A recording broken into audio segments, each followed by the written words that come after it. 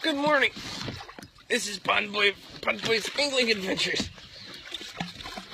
And finally, I'm live. Hold on. Live.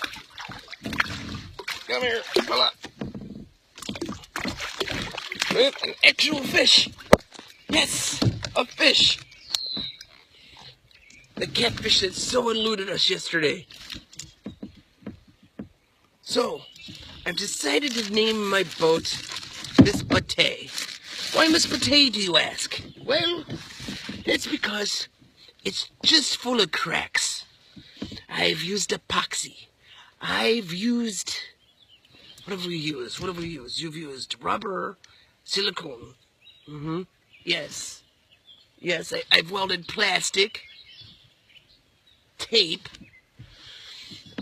I've tried to fix this kayak over and over again, so her name now is Miss Pate because of all the cracks. Good morning, Scott. How are you? Good morning. I'm another catfish. I'd like to say that you should be out fishing and not sleeping. So, today at least I've caught a fish, and I proved to the audience that I can catch a fish. So, have a great morning. See you later.